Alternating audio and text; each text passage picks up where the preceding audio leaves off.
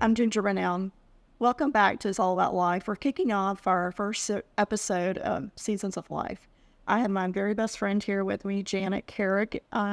We've been friends for probably close to 15 years, and we met when she came to Houston through the Houston Grand Opera. But Janet's had an amazing career and has moved to Houston at that time. But she lived up in the Midwest, Chicago, and Michigan area. So she's retired from ConocoPhillips as the general counsel.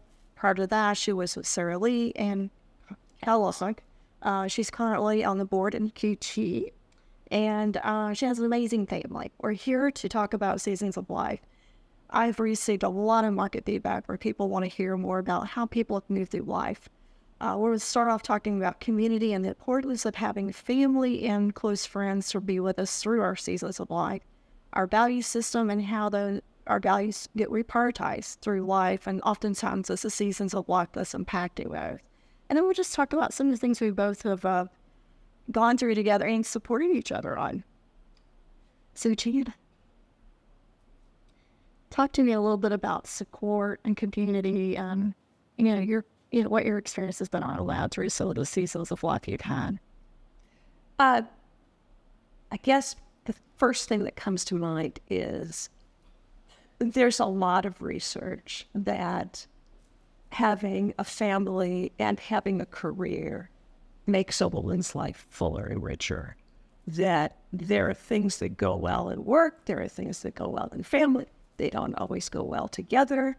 And having a broader network of things you care about is very important to your mental health, to your stability, to your ability to navigate struggles in any one area or another. So I've had times when I've had struggles, certainly when my daughter was a teenager, that I've needed people's ear with. There are other times when work has been a struggle, and I've valued being able to go home and see my family. Yeah. I actually gave a talk when I retired from ConocoPhillips. I won some award. It was like a Lifetime Achievement Award or something. And I gave a talk where I said to the audience, I like to think about work and family and anything else that's important to you. You can have as many bank accounts as you want, but they're all bank accounts. And you need to make deposits every chance you can, because you will make withdrawals and you need a positive balance. And that's how I've tried to approach all the various parts, I guess, of my life. Well, then I was there for that speech, and it was an amazing speech. And the audience loved it because, that's what everybody's trying to everyday balance, the work and the life. And I'll have to say, from market research and feedback I've had from the audience, people are asking the question, oh my gosh, how do we balance all of these things about life? And they're looking for more of that. And I think the answer is you can't. You don't. It's never a balance. And that was part of my deposit withdrawal theory, is to switch to another metaphor. Sometimes you're getting A's in work, and maybe you're getting C's or D's in family. Sometimes you're getting C's or D's in family, and you're getting A's in work. And at that speech, I shared, sometimes you're getting D's in it all.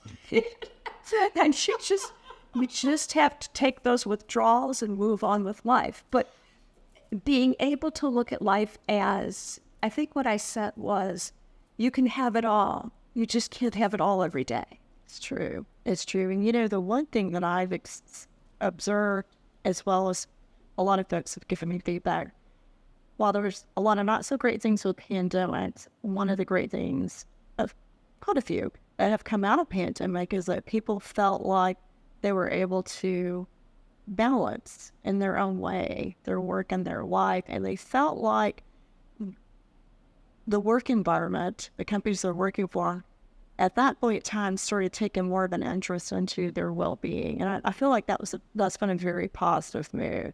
Because I remember years where your work was here, your personal was here, and sometimes you didn't intertwine those together. And I think I feel like we're going to a better better environment. You know, it's interesting. I think yes, there were definitely positives that came out of the pandemic.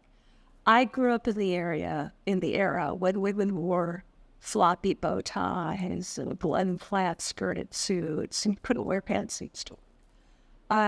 We had to wear the pantyhose, too. It's pantyhose.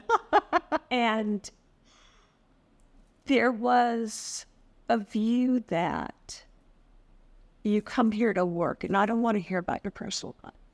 I want you here as a robot, and I want you to go home and do whatever it is you do at home.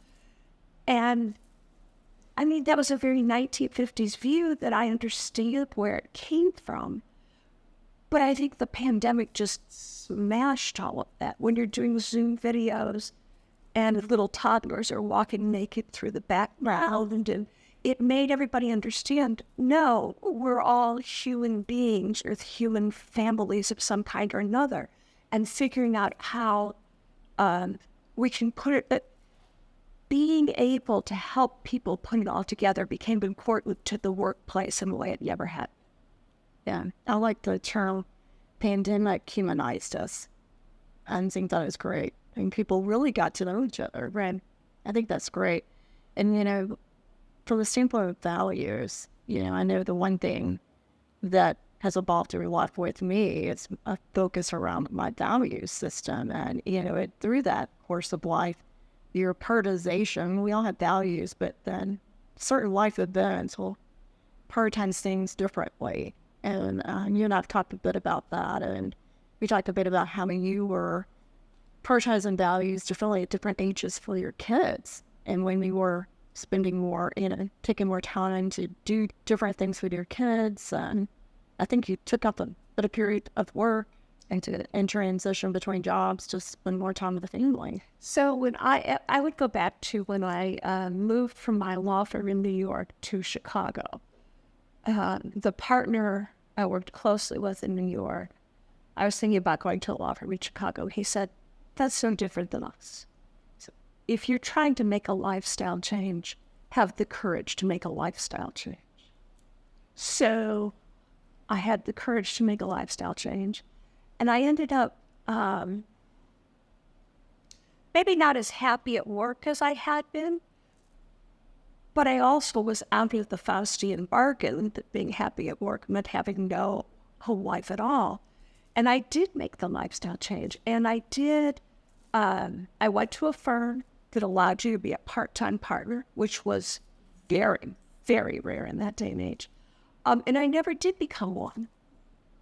But knowing I could gave me the flexibility, I guess, of mindset more than anything that made me not need to. I didn't go part-time, but I did start working from home 2 days a week because it gave me the time I would have used to, you know, do my makeup and set my hair and all, you know, go on the train downtown. And it gave me 3 hours a day that I could spend with my family as opposed to the ancillary going to work stuff that didn't really benefit anyone. And that was back in the day when I had to have messengers come and pick up floppy disks. I mean, there was no internet. You know? So I was working on computers on floppy disks and people had to come and pick it up.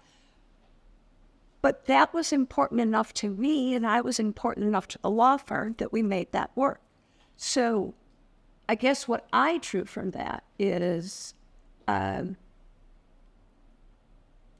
you have to have a very clear sense of what you value most. And what you value most is going to change through.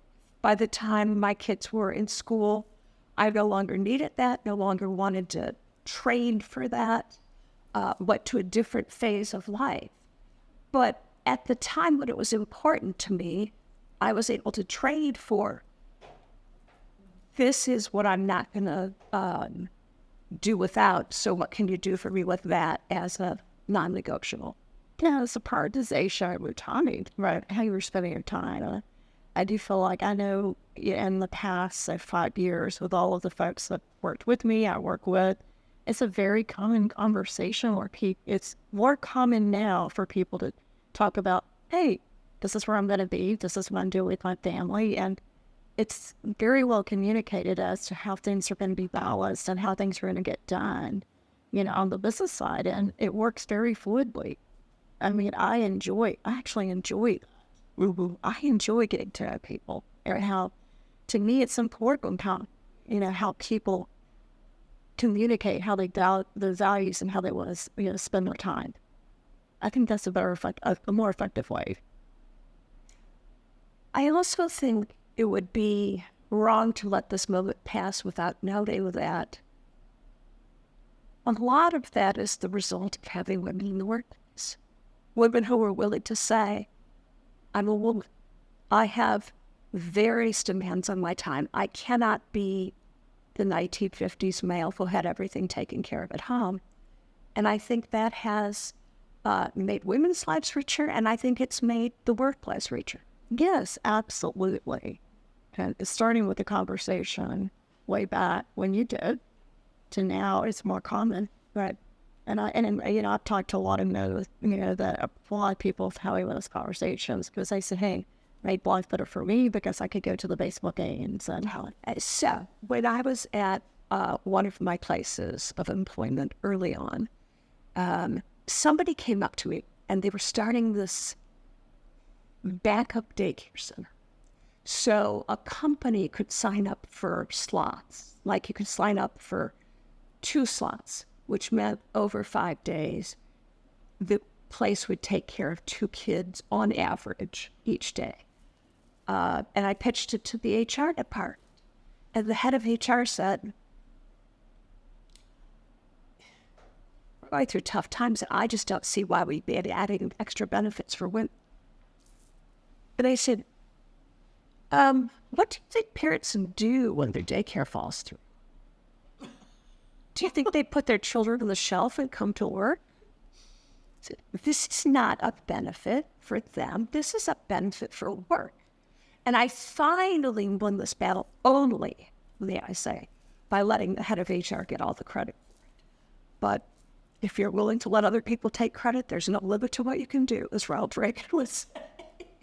Agree. Or your negotiating strategy. However it takes to get it to go right ahead and take the credit.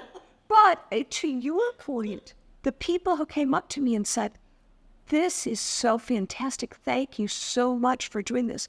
Were men as often as women, because they had working lives. I mean, it was a different generation than the senior management at that point. And they were all struggling with this conundrum. And so it was as big a benefit to the men as the women, but the men at that point never felt like they had the boys to support. Yes, I think that's very key. And I know through my market research and putting the podcast together and all the various different things we're going to do on the platform, I've been amazed at the number of men that have been very vocal about, hey, talk about this. I want to know about this. I want to know how to do this. I want to hear from others about these topics.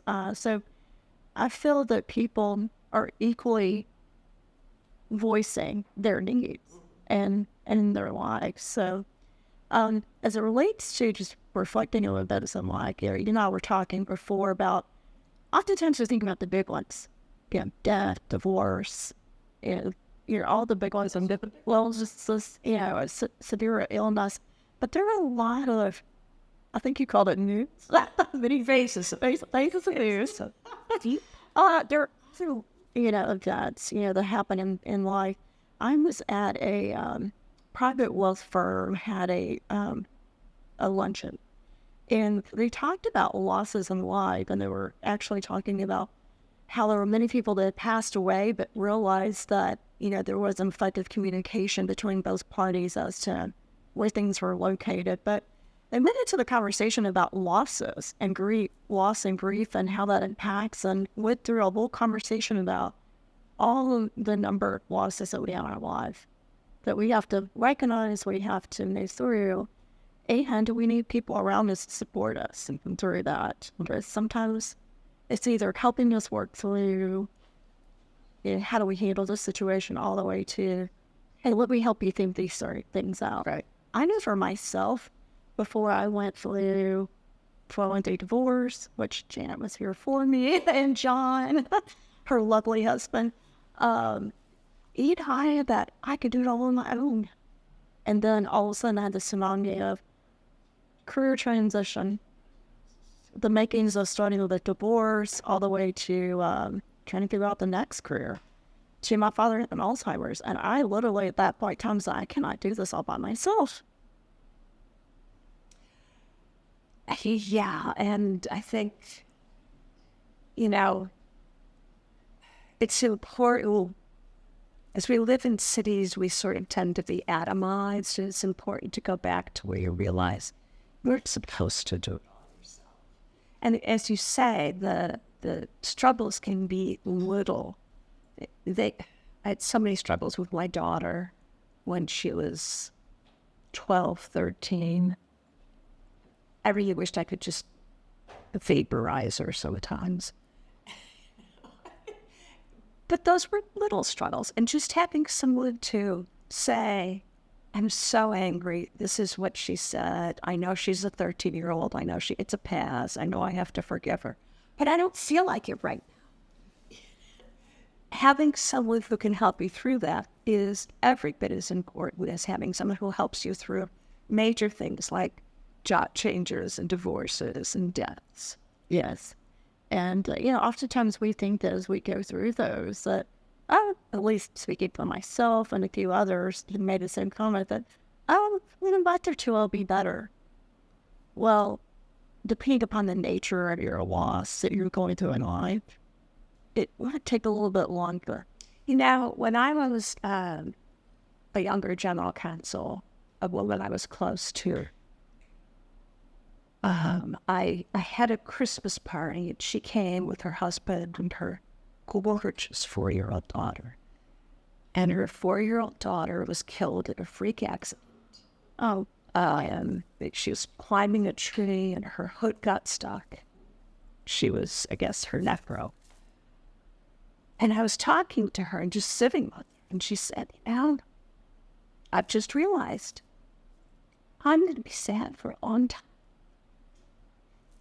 And I thought that was the healthiest way to deal with it, is just to say, I'm not getting over this quickly.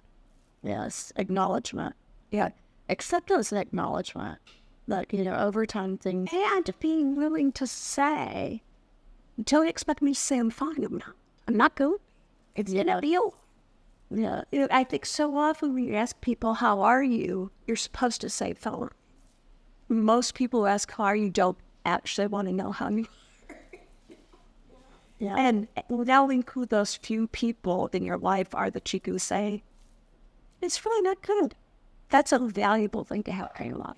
Yes. And I think, if you going back to the workplace discussion we were having, I feel like since pandemic, it's become way more okay for people to talk about, hey, this is what's going on in my life. And people are empathetic. And I really encourage that. Be empathetic, because life happens to everyone, and having that compassion and empathy for people as they're going through it, you're gonna find better employee relationships with supporting people, but then in your personal life, it's a bond you have with your friends. Mm-hmm. And you can also give back to other people. Like you've gone through something. Count the number of people that have come to me, with things they have going on in their life, knowing what I've gone through. Right. So, it actually makes me feel good to be able to give back. Mm-hmm. Especially, friends like you, where I've really leaned on y'all. And look, I'm going to pay this back. Pay word. I think that's important. That's, a lot of people think, okay, gosh, I've gone through, that's how I get through it. And, but then as they get through it, they realize that they've healed. Well, and that's what I would say is if you look at phases of life since retirement, I feel like I'm in the winter phase. There's just no denying it. I may as well accept it. And one of the wonderful things about the winter phase is you have the time and you have the wisdom to be able to give back and to be able to share with people who are going through things you've gone through. And not to tell them what to do, but just to be able to say, have you thought of this? Have you considered this? This is what happened to me.